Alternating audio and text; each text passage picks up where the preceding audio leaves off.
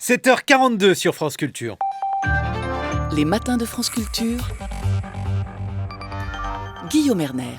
Clap de fin pour la revue Le Débat. Après 40 ans de publication, Claude Lévi-Strauss, Mona Ozouf, Milan Kundera sont autant de grands penseurs qui ont contribué à cette revue, un lieu essentiel de la vie intellectuelle française qui se voulait, je cite, loin de toute attitude étroitement militante et purement protestataire. Nous revenons ce matin sur 40 ans de débat d'idées en France avec les deux promoteurs de cette revue. Marcel Gauchet, bonjour, vous êtes philosophe et historien et en face de vous, l'autre promoteur, Pierre Nora, membre de l'Académie française, historien et donc directeur de la revue Le Débat. Je me suis livré à un petit jeu, je suis allé chercher les deux articles que vous aviez publiés dans le premier numéro du Débat et je dois dire d'ailleurs que le web de France Culture a fait un travail extrêmement complet sur l'histoire de votre revue, donc on retrouve la totalité de ces articles en lien sur le site de France Culture, franceculture.fr. Votre premier article, Pierre Nora, c'était d'ailleurs en quelque sorte le manifeste du débat, s'intitulait « Que peuvent les intellectuels ?» Est-ce que 40 ans après, vous seriez tenté de répondre « plus rien » ? Non, plus rien. Mais je serais plutôt tenté de répondre les intellectuels parlent aux intellectuels, comme disait la radio Londres. Et leur cercle de prise sur la société s'est doublement réduit. D'une part, par rapport à ce qu'on appelle le grand public et qui lit certainement moins ou participe moins à la vie culturelle du pays, et puis parce qu'à l'intérieur même de ce cercle qui devrait être intellectuel, s'opère dans les universités en particulier une radicalité de position qui rendent le travail de ce que j'appellerais les vrais intellectuels beaucoup plus restreint d'écho. Marcel Gauchet, même exercice, votre premier article publié dans le débat s'intitulait « De l'inexistentialisme », un mot compliqué à prononcer. Ce que vous piquiez, c'était finalement une sorte de mode intellectuel qui consistait à dire que les choses n'existaient pas, et vous citiez Lacan, la femme n'existait pas, il n'y a pas de rapport sexuel, mais aussi un certain nombre d'autres intellectuels de l'époque. Je serais tenté de vous dire que 40 ans après, on a l'impression que beaucoup de choses existent. La femme existe, les races sont de plus en plus évoquées. Bref, les identités sont de plus en plus essentialisées. Je ne suis pas sûr, mais rappelons tout de même que ce texte est très bref et de l'ordre du pamphlet et en nous disons du texte plaisant. C'est une distraction, c'est pas un texte de fond. Mais sur le fond, je pourrais montrer, ça nous prendrait du temps et c'est un débat compliqué, qu'il y a une grande continuité parce que ce que je pointais, c'était l'annulation verbale de réalité, dont aujourd'hui, après une mutation assez complexe, on nous explique que tout ça, ce sont des constructions discursives, des constructions intellectuelles, des constructions sociales, mais c'est la continuité, en fait, d'un même propos. Mais il faudrait le faire plus sérieusement que je ne l'ai fait dans ce très court article qui n'avait pas de prétention de fond. Amusant. Un article, une sorte effectivement de billet d'humeur. Néanmoins, Pierre Nora, ce mouvement, lorsque vous avez fondé le débat, c'était donc il y a 40 ans, c'était à la mort de Sartre. Est-ce que finalement, ça n'est pas le mouvement naturel des idées ? Lorsqu'on entre dans la carrière, on dit que les anciens n'ont rien compris, et lorsqu'on en sort, on dit finalement que les jeunes ne comprennent rien ? Non. On a pris la relève, si j'ose dire, d'une époque qui commençait par le post-existentialisme, le post-structuralisme, le post-marxisme, le post-freudisme. Et je disais toujours à Marcel que nous commencions dans un espace de vide que nous voulions précisément contribuer à remplir et à construire, et qu'il suffisait de tendre nos rouges tabliers pour que tombe une collection de cerises, c'est-à-dire d'articles, ou de... Voilà. Et en effet, c'est ce qui s'est passé. C'est ce qui s'est passé très fort. Puisque vous citiez mon premier votre premier article. Je me permettrai de citer le second pour le 10e anniversaire et j'avais eu l'outrecuidance de sortir cette formule que l'esprit de l'époque était devenu l'esprit du débat. Eh bien, ça voulait dire en gros que toute cette espèce de construction intellectuelle un peu hors sol qu'avait représenté le structuralisme, ce jargon intérieur à la connaissance des textes, ce fait que, par exemple, on apprenait aux enfants la littérature sans leur dire qui était l'auteur, en leur faisant une espèce de linguistique auquel ils ne comprenaient rien, et qui faisait qu'ils détestaient la littérature ou les livres, par exemple.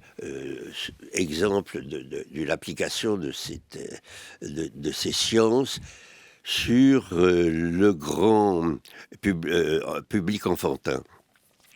Eh bien, au bout de 10 ans, il faut dire que nos positions avaient été assez largement partagées par un grand nombre de gens. Et puis ça s'est refermé. Ça s'est refermé à partir des années 2000 avec beaucoup de choses, avec la montée du choc des civilisations, avec la fin de la gauche, pour tout dire, qui a... La fin de la gauche, c'est-à-dire ? Pardon ? La fin de la gauche, que voulez-vous dire ? Enfin, écoutez, la fin des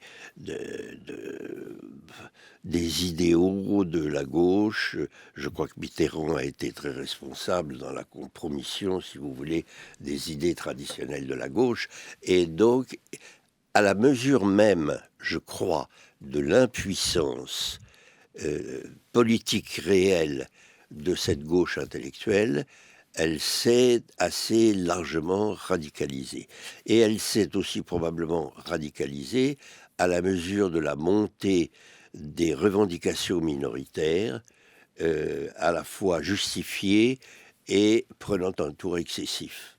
Marcel Gauchet, l'un des articles importants que vous avez publié était destiné à expliquer que les droits de l'homme ne constituaient pas une politique. Qu'est-ce que vous vouliez dire à l'époque ? Et si on prend l'histoire de cette idée, où en sommes-nous aujourd'hui ? Il faut rappeler que ce texte se situe en 1980. Nous sommes au tout début de cette vague des droits de l'homme qui aujourd'hui est triomphante à l'échelle globale même.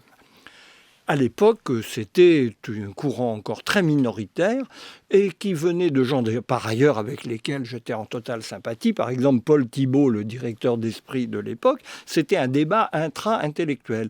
Peut-on fonder une politique sur les droits de l'homme ? En l'an 2000, j'ai eu l'occasion, pour un numéro anniversaire du débat, de revenir sur le sujet en écrivant un texte dont le titre dit tout, « Quand les droits de l'homme deviennent une politique ». Mon erreur d'appréciation en 1980 était de penser qu'il était possible d'arrêter cette vague qui, à mon sens, conduisait vers la confusion et l'impuissance politique des démocraties. Elle a eu lieu, donc je n'ai pas été entendu. Mais du point de vue de l'analyse, je crois que j'avais raison. C'est qu'il y a aujourd'hui un rapport intime entre l'installation des droits de l'homme au poste de commandement avec l'idée qu'ils fournissent une réponse globale aux questions qui se posent dans la vie d'une démocratie et le fait que ces démocraties sont en crise. Un fait qui a mis du temps là aussi à entrer dans les esprits auquel nous avons consacré beaucoup de place, mais qui paraît aujourd'hui un constat universellement partagé. Donc vous voyez la difficulté qu'il y a à accompagner le mouvement d'une société en essayant de le penser. j'avais tort de croire qu'on pouvait s'opposer à ce principe, et que, non pas, il ne s'agit pas de s'opposer aux droits de l'homme, il s'agit de savoir ce qu'on va leur faire dire. Ils sont évidemment la base de la légitimité de nos systèmes politiques. Mais peut-on pour autant en faire la clé de voûte d'une politique démocratique? C'est ce que je contestais et continue tout à fait de contester. Et je crois que tant qu'on n'aura pas l'examen en profondeur des conséquences de ce phénomène, et de ses racines aussi, la situation des démocraties sera très problématique. Juste un mot sur précisément le système des revues que prouve ce que vous venez de dire, votre échange avec Marcel Gauchet. Les revues en mémoire longue, à la différence de la presse. Vous évoquez un article qui a 30 ans. 40 ans. 40 ans, oui, pardon, 40 ans. Et qui a encore sa valeur discursive. Enfin, on peut encore en discuter fortement aujourd'hui. Eh bien, voilà, c'est ça un organe de revue. Et c'est ça, pour tout vous dire, dont je regrette la prochaine probable disparition. Et c'est ça le fond, si vous voulez, de l'histoire, pour moi, du débat. C'est une grande tradition française que cette discussion, elle existe depuis la Révolution française. Elle a passé par beaucoup d'étapes dont on pourrait faire l'histoire. Et puis aujourd'hui, elle arrive un peu à bout de souffle, me semble-t-il.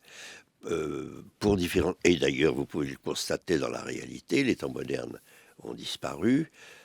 La NRF n'est plus la NRF d'autrefois. Mais il y a d'autres revues, la revue du Crieur, par exemple. Il ne se présente pas du tout de la même manière. Il crie, précisément. Il ne discute pas.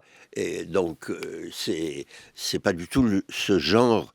C'est pas une liste exhaustive. Hein. Je ne peux pas me lancer dans une liste exhaustive des nouvelles revues, Pierre Nora, mais lorsqu'on prend des c'est tout textes, à fait différent. Parce qu'il y a aujourd'hui des textes d'intervention, il y a par exemple des chapitres débats dans quasiment tous les journaux. Alors on peut imaginer, je ne sais pas, que dans 40 ans, on s'interroge sur le texte que Virginie Despentes a fait sur les Césars. Ça n'est pas le même texte, évidemment, que celui que Marcel Gauchet ou vous-même avez signé, mais finalement, là aussi, c'est une question peut-être d'époque. Non, mais il est certain que le problème des hebdomadaires, en particulier, dans leur belle période, a créé un nouveau type de revue dont nous avons notamment tenu compte. On ne peut pas faire des comptes rendus d'expositions, de cinéma, des articles comme ça d'actualité courte parce que notre production est beaucoup trop longue.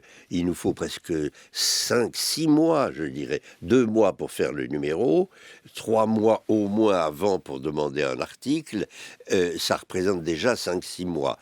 C'est pas la même chose qu'une réaction d'un débat où on affirme une opinion avec un article écrit un soir. Non, je pense que ce type d'opinion, encore une fois, le fait que ces revues disparaissent est déjà significatif. Et puis, il y a un problème de fond qu'il faudrait évoquer, c'est la consultation en ligne qui tente à devenir la consultation normale des revues. Or, c'est très différent de consulter un article en ligne dont on ne sait même pas trop d'où il vient, mais qui vous intéresse, et de constituer un travail de revue qui est à la fois un approfondissement de l'actualité et qui entre dans un ensemble et une intention qui dégage une ligne culturelle sur la durée. C'est tout à fait différent. Marcel Gauchet, parmi les raisons pour lesquelles vous avez créé le débat il y a 40 ans, il y avait l'idée qu'en France, il n'y avait pas de débat. C'était votre expression plaisante. Non, c'était la mienne. Le débat. Oui, je disais à vous deux. Nous la partagions. Nous la partagions. Pas vous tutoyer ici, je disais à vous nous deux. C'était c'est même ce qui nous unissait. Votre souhait de faire du débat en France, puisqu'il n'y en avait pas. Avez-vous l'impression que les choses ont changé ? Non. Et plus exactement, il y a eu un moment, et nous sommes dans un autre. Nous sortions en 1980 de la guerre froide, pour dire les choses, et de sa transposition sur la scène intellectuelle, dont le maître mot était engagement. C'est-à-dire, l'intellectuel se définissait par sa position politique. Elle pouvait être de droite, elle pouvait très minoritaire à l'époque, elle pouvait être de gauche, mais dans tous les cas, il s'agissait de se ranger dans un camp et d'attaquer le camp d'en face.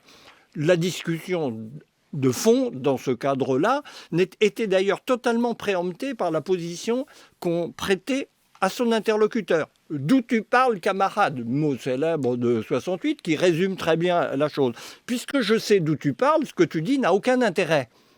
Tu es forcément ou un agent du KGB ou un agent des grands monopoles.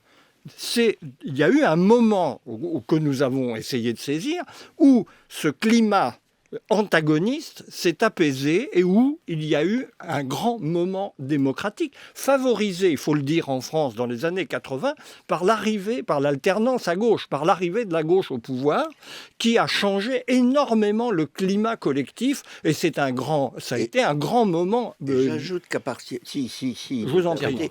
Que cette fin de l'idée révolutionnaire, précisément, qui s'est décidée, affirmée dans les années 80, a ramené les intellectuels vers l'idée démocratique.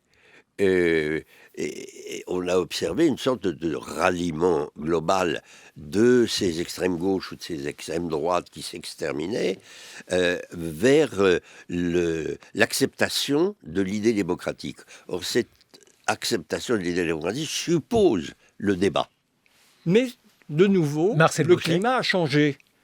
Et en même temps, l'espace démocratique est à l'abri des tentatives de subversion révolutionnaire, on n'en est plus là, et même de la tentative de faire taire son adversaire de façon institutionnelle. Mais on essaye de le faire taire par des moyens non institutionnels qui sont des moyens médiatiques. C'est ça la philosophie des réseaux sociaux. C'est réduire ces contradicteurs au silence en l'assassinant moralement.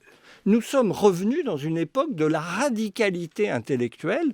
Et les revues nouvelles qui se créent, auxquelles vous faisiez allusion, en sont en général l'expression parfaite. Revenu, ça veut dire que c'était le cas auparavant et c'est à nouveau le cas. C'est à nouveau le cas. Nous sommes revenus dans un espace où la discussion publique démocratique est extraordinairement difficile dans ce pays. Eh bien, vous allez revenir dans une vingtaine de minutes pour continuer à évoquer ces 40 ans de vie intellectuelle française, marquée donc par cette revue, le débat qui va s'arrêter de paraître, mais la collection, elle, chez Gallimard, continue d'exister, bien entendu. Il est 8h sur France Culture. 7h, 9h, les matins de France Culture, Guillaume Erner. 40 ans de départ de la revue Le Débat, en compagnie de ces deux promoteurs, le philosophe Marcel Gauchet et l'historien Pierre Nora. Pierre Nora, le débat était-il de droite ou de gauche ? Eh bien, la question pour nous n'a aucun sens, parce que nous ne nous présentions pas précisément comme une revue militante de droite ou de gauche, quitte à ce que l'on analyse ce qu'était la droite et ce qu'était la gauche sur la longue durée et jusque dans le présent. Et on a là un auteur précisément avec Marcel, de quelqu'un qui avait fait un très long article sur la gauche et qui vient de refaire d'ailleurs aussi une mise à jour de cet article 30 ans après, et qui constituerait à soi seul une histoire, disons la droite et la gauche, histoire et destin. Mais, encore une fois j'insiste, le revue avait une ambition qui était beaucoup plus vaste, beaucoup plus à horizon, je dirais, encyclopédique, et notre but était précisément d'échapper à cette dichotomie politique pour analyser les problèmes de fond de tout ordre qui se posaient à un monde de plus en plus complexe, que l'on ne pouvait pas diviser en deux parties, qu'elle soit à droite ou à gauche, ou qu'elle soit à l'est ou à l'ouest, mais qui touchait tous les domaines, de la géopolitique à la culture. Prenez par exemple, puisque Marcel s'y est intéressé, la montée de l'individu depuis une quarantaine d'années et d'une société des individus, comme il le dit, par exemple, du point de vue de la culture, avec la naissance de l'art contemporain, dont la discussion a été précisément lancée par Claude Lévi-Strauss dans le débat dans les années 1982. C'était ça nos intérêts. Et donc que la question, ce soit à droite ou à gauche, je dirais c'était centre-droit, centre-gauche, ça excluait tout simplement, effectivement, Marine Le Pen ou un Front National n'a pas écrit dans le débat, et un extrême gauche mélenchonienne, ou même à l'extrême gauche de Mélenchon n'a pas écrit dans le débat. C'est tout. Marcel Gauchet, on pourrait faire l'histoire non seulement du débat, mais du débat autour du débat, autrement dit des qualificatifs plutôt de dérive droitière. Alors, je ne sais pas si à l'origine on vous situait à droite, mais enfin il y a eu un certain nombre d'épisodes qui ont jalonné l'existence de la revue. Un livre publié dans la collection de Pierre Rosanvallon, Daniel Lindenberg, qui vous classez, vous, Marcel Gauchet, parmi les néo-réactionnaires, et puis l'idée finalement qu'il y aurait eu, au fil de l'histoire du débat, un oubli de la question sociale qui serait le signe que finalement il s'agit d'une revue de droite ou qui a dérivé vers la droite. Qu'en pensez-vous ? Sur la question sociale, je crois qu'il suffit de regarder la série de nos sommaires et ça nous fait rire. C'est risible. C'est-à-dire, nous arrivons là exactement dans la question du débat intellectuel tel qu'il a commencé à se dériver à partir des années 2000. Et le livre de Lindenberg 2002 est typique de ce point de vue. C'est-à-dire, on oublie les faits. On suppose qu'on s'adresse à des gens qui, de toute façon, ne lisent pas le débat et à qui il s'agit de fournir des clichés opérationnels pour le mettre à l'écart. C'est vraiment nous entrons là dans la nouvelle logique qui a complètement, on peut dire, stérilisé le débat intellectuel dans ce pays. Écartons tous les faits et ne parlons que des imputations qu'on peut faire sur une vieille logique stalinienne. Si vous n'êtes pas stalinien, vous êtes d'extrême droite, vous êtes un fasciste. Et voilà, et on retrouve les bons réflexes. Ils sont profondément implantés dans la culture française, ça vient de très loin, le communisme n'ayant été en fait qu'un épisode. Et nous sommes aujourd'hui, en effet, victimes de ce procès. Le seul fait de dire qu'il y a discussion sur tel ou tel sujet veut dire que vous êtes réactionnaire, car les progressistes, par principe, ne discutent pas de ce qui va de soi. Alors, quels sont les sujets que vous avez eu le tort de discuter, Marcel Gauchet ? Tous les sujets qui, aujourd'hui, enflamment l'opinion. On peut discuter de la théorie du genre dans le cadre du féminisme. Nous y avons consacré pas mal de place. Si vous discutez de ça, c'est que vous êtes un ennemi du genre humain puisque vous voulez stigmatiser la lutte féministe. Et le mariage gay ? Même chose, rien, ces sujets, non, c'est tout à fait extraordinaire. Le fait d'en discuter signale que vous êtes un réactionnaire. Et bien justement, c'est là où pour nous, on discute de tout. Et toutes ces choses posent des tas de problèmes qu'il est légitime d'envisager dans des optiques plurielles, parce que nous ne proposons pas une position sur chacune de ces questions, nous les mettons à l'examen. C'est ça la philosophie du débat, mais cette philosophie aujourd'hui heurte une nouvelle sensibilité pour laquelle l'exclusion d'un certain nombre de sujets de la discussion publique est l'article de base de la position politique à définir. Mais Pierre Nora, ce n'est quand même pas une nouveauté qu'il y a une partie de la gauche, alors on peut être d'accord ou pas avec cette assertion, mais elle a été formulée par Lénine quand il stigmatisait la maladie infantile du communisme, le gauchisme, par Aron lorsqu'il écrivait l'opium des intellectuels. Donc ça n'est pas aujourd'hui qu'une partie de la gauche s'est radicalisée. En quoi cela gênerait une revue intellectuelle ? Je ne dis pas qu'elle gêne une revue intellectuelle, mais il faut dire qu'elle a très largement envahi des secteurs de l'opinion universitaire où elles sont très contradictoires avec l'esprit universitaire même, qui est un esprit de discussion ouvert, par définition, pédagogique, respectueuse des faits, et qui, aujourd'hui, dans les universités, il faut le dire, dans les hautes études, dans la plupart de ces institutions culturelles, sauf peut-être Sciences Po, je dirais, et encore, je me trompe, oui, absolument. C'est le Gauchet fait un grand signe, il a raison. Donc, à Sciences Po, même aussi, qui a été quand même l'élite de la bourgeoisie française autrefois, cet esprit-là envahit. Qu'est-ce qui se passe à Sciences Po ? C'est-à-dire que du coup, c'était ça notre public naturel. C'était cette gauche universitaire à laquelle nous nous adressions et dont nous faisions largement nous-mêmes partie. Donc c'est ça qui a changé. Alors, si on prend par exemple une notion qui est une notion jadis extrêmement importante pour la gauche, l'universalisme, Marcel Gauchet, qui aujourd'hui semble la diviser. Nous vivons actuellement les débuts du procès Charlie, et j'ai par exemple sous les yeux un article, il s'agit d'un article de l'Opinion qui explique que la gauche est plus que jamais divisée sur la laïcité. La notion d'universalisme est peut-être beaucoup moins une notion de gauche qu'auparavant. Est-ce que finalement, il n'y a pas aussi un décalage entre ceux qui considèrent que l'universalisme doit être défendu et ceux qui considèrent que l'universalisme est un piège dans lequel il ne faut pas tomber ? Alors, c'est un piège ancien, en tout cas, puisque cette tradition universaliste a quand même des lettres de noblesse assez conséquentes. Ça demande de regarder ça de près avant de l'acheter à la poubelle. Mais surtout, vous voyez bien, sur un sujet comme celui-là, si la gauche était divisée, qu'elle discute, et la droite aussi d'ailleurs, parce qu'elle est concernée par l'universalisme, ça, c'est pas un petit sujet pour elle non plus, ce serait parfaitement normal. Évidemment. Nous sommes ouverts à la discussion. Nous d'ailleurs, nous avons publié toute une série. Débat. Oui.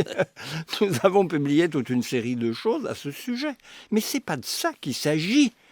Il s'agit de faire le procès de l'universalisme, et en particulier le procès personnel des individus qui le défendent comme ennemis moraux du genre humain. C'est là où on change de style. On n'est plus dans un espace de discussion parfaitement légitime. Après tout, oui, qu'il y ait eu des dérives de cet universalisme, qu'il ait servi des causes douteuses, c'est évident. Et ça mérite un examen approfondi. Mais c'est pas de cette discussion de fond qu'il s'agit. Vous observerez d'ailleurs que, en fait, les figures politiques de la gauche institutionnelle ne discutent pas. Elles se mêlent surtout pas de ces sujets, parce qu'elles en ont très peur. Et elles essayent de combiner des compromis vaseux en essayant d'éviter l'incendie. Et puis c'est tout. Justement, là aussi, stérilisation de la discussion. Marcel Gauchet, qu'est-ce que la gauche a encore à dire ? Rien, parce qu'elle est tétanisée par ces conflits devant lesquels elle n'ose pas se prononcer. Mais là aussi, est-ce que ça n'est pas une figure classique, finalement, de la rhétorique, le fait de dire qu'il n'y a pas de débat ? Prenez par exemple, je citais Aron, la discussion entre Aron et Sartre, c'était un peu une discussion à sens unique. Il n'y en avait pas du tout de discussion. C'est pour ça que je dis cela, évidemment. Aron parlait, mais Sartre ne lui répondait jamais. C'est donc quelque chose qui n'a rien d'inédit. Mais nous ne disons pas que ça a quelque chose d'inédit. C'est un retour de quelque chose que nous avions pour philosophie première de combattre. Nous avons réussi, dans l'esprit du temps, ce n'était pas original, nous avons été une voix parmi d'autres dans ce combat pour restaurer un véritable débat démocratique. Mais aujourd'hui, alors il y a un facteur dont nous n'avons pas assez parlé, mais on ne peut pas parler de tout, c'est l'arrivée du numérique, l'arrivée des réseaux sociaux, qui a apporté un outil absolument inédit, dont on n'ose pas imaginer ce qu'il aurait donné à l'époque du stalinisme. Ça aurait été absolument terrifiant. Mais nous n'avons pas affaire à quelque chose de nouveau. Il est nouveau dans son contenu, dans sa thématique, dans les sujets sur lesquels porte la confrontation. Mais cette résurgence est, pour nous, dramatique intellectuellement par ses effets. Et elle s'accompagne d'ailleurs d'un affaiblissement de l'intérêt pour la chose intellectuelle, parce qu'à la limite, si tout ça mobilisait les esprits dans un vaste concert social, après tout, on pourrait s'en accommoder, mais tout ça s'accompagne d'une minorisation extrême de l'attention pour ces sujets et de sa réduction à un espace qui est indifférent au plus grand nombre. Pierre Nora, est-ce que les gens s'intéressent moins à la chose intellectuelle ou est-ce que les intellectuels sont moins intéressants qu'auparavant ? Les deux, probablement. Il est évident que la période des années 60, par exemple, prenez le Collège de France, qui est quand même la plus haute instance universitaire et savante en principe. Moi, j'ai connu l'époque où coexistaient au Collège de France Fernand Braudel en histoire, Leroy Ladurie, Michel Foucault, Raymond Aron, Jacqueline Dromilly, Jean-Pierre Vernant et j'en passe, qui tous étaient quand même capables de s'adresser à un grand public, qui n'est pas un public universitaire, mais qui était un public large. Aujourd'hui, pour vous, c'est fini ? Le Collège de France ne s'adresse plus à un public large ? Non. J'oubliais Boucheron, précisément. Patrick Boucheron, l'historien. Un cas spécial. Mais il y a d'autres, je ne sais pas, William Marx qui fait de la littérature. William Marx qui vient d'entrer au collège. Enfin bref, je ne peux pas les citer, mais enfin. La preuve que je vois bien William Marx. Mais pour vous, c'est moins probant qu'auparavant. Mais il y a eu de fait une évolution. Par exemple, si on prend l'histoire-discipline. Écoutez, je suis éditeur. Je tirais Saint-Louis de Le Goff à 60 000 exemplaires. Je tirais Le Roi Ladurie à 250 000 exemplaires. Vous croyez que ça se passerait aujourd'hui ? Non, à 3 000 exemplaires. Qu'est-ce que ça veut dire, Marcel Gauchet ? Mais ça veut dire beaucoup. Ça veut dire un rétrécissement profond, d'abord des espoirs investis dans la chose intellectuelle. C'est le projet des Lumières qui arrive là en cause, c'est-à-dire l'idée que la connaissance a un pouvoir libérateur dans la vie collective, qui mobilisait l'attention pour elle. On n'en est plus là. Et c'est un phénomène très profond. Et puis d'autre part, le report des curiosités dans d'autres domaines, vers d'autres instruments. Nous parlions du numérique, c'est l'évidence.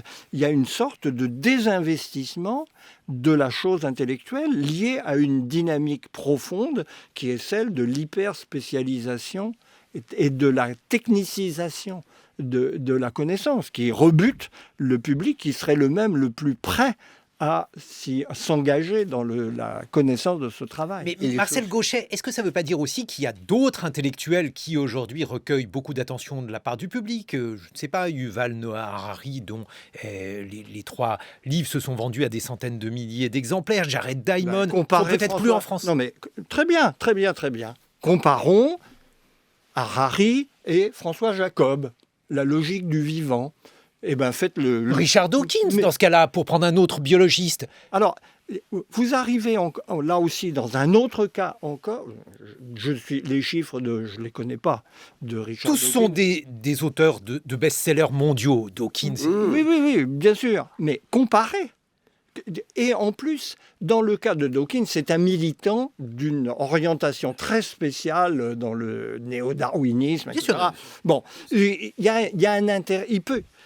De toute façon, il y a toujours eu cela, c'est-à-dire une motivation militante pour un type de livre qu'on ne lit pas, mais dont on pense qu'il exprime ce que vous pensez sur le fond, donc on peut lui faire confiance. Harari, c'est la même chose. Non, Harari, il n'y a pas c'est pas un idéologue. Non, c'est pas un idéologue, mais il y a un sens. Dawkins est un idéologue, et de la pire espèce, à mon sens. Mais peu importe, mais c'est complètement différent. D'ailleurs, le projet d'Harari est explicitement un projet de vulgarisation. C'est en fait des cours de première année pour les étudiants, au départ. Donc, on n'est pas du tout dans l'idée que le meilleur de la science, je prenais le cas de François Jacob, de la science actuelle, peut être mis dans une forme accessible pour un public cultivé qui va se trouver en phase avec ce qui se fait de plus approfondi dans la réflexion scientifique d'aujourd'hui. C'est complètement terminé de ce genre de choses. Il y a de la vulgarisation, il y en aura toujours, mais ça ne correspond plus du tout au style de choses qui est d'amener un large public au plus haut niveau de la réflexion contemporaine. Alors justement, est-ce que ça ne signifie pas, Pierre Nora, qu'il y a une évolution pour les sciences humaines, lesquelles seraient devenues de plus en plus des sciences? Alors des sciences, ça veut dire que les experts parlent aux experts. Oui, il y a de ça, sauf que ces sciences humaines, on doute aujourd'hui profondément qu'elles soient des sciences, même si elles sont humaines. Ils ont l'air d'en être, mais qui le croit?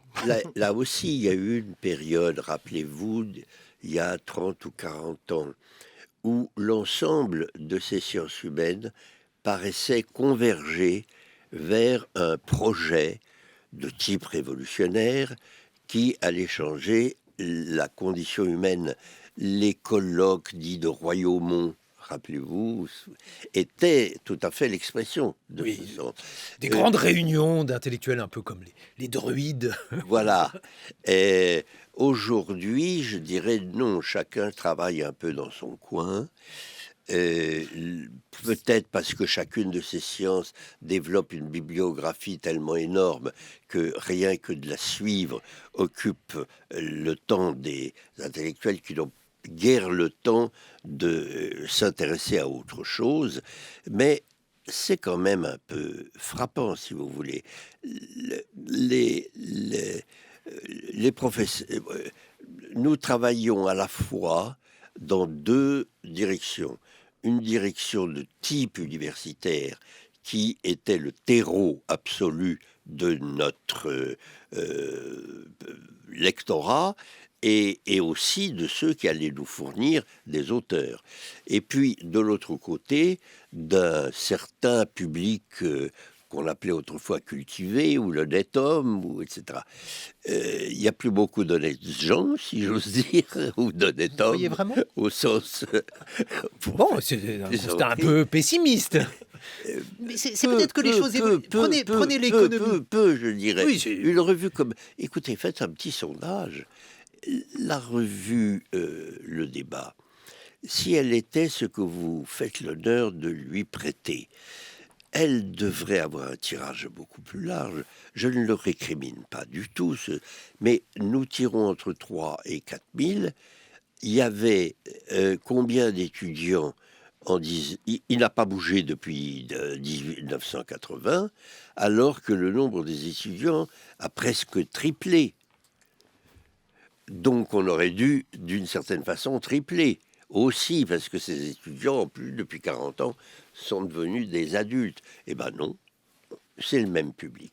Il y a ce public dont vous parlez, mais je crois qu'il fait 3000 exemplaires, 3000 personnes.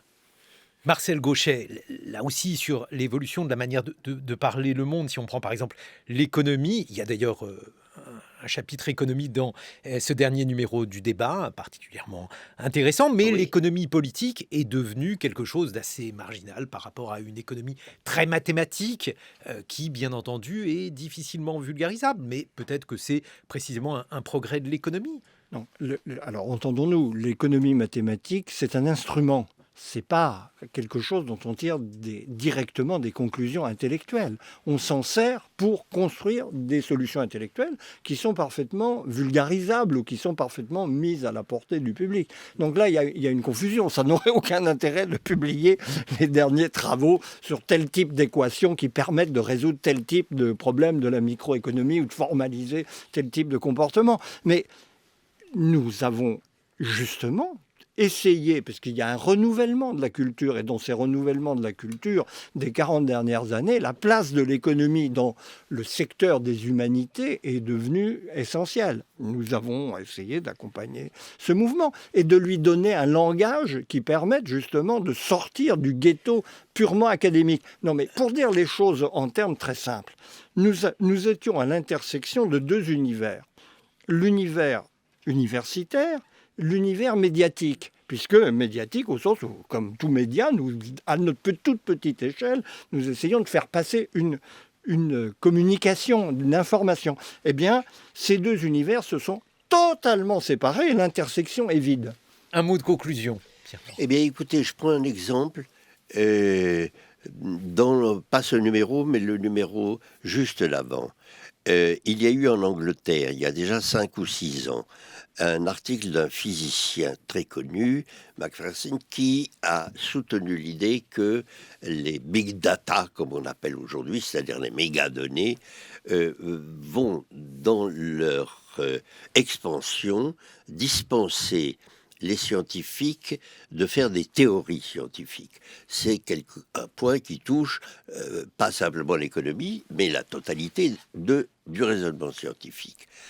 Que je sache, le débat a été le seul à importer ce débat en France et à faire une discussion au meilleur niveau avec Marc Mézard et autres sur un problème qui touche l'essentiel de la science, si vous voulez.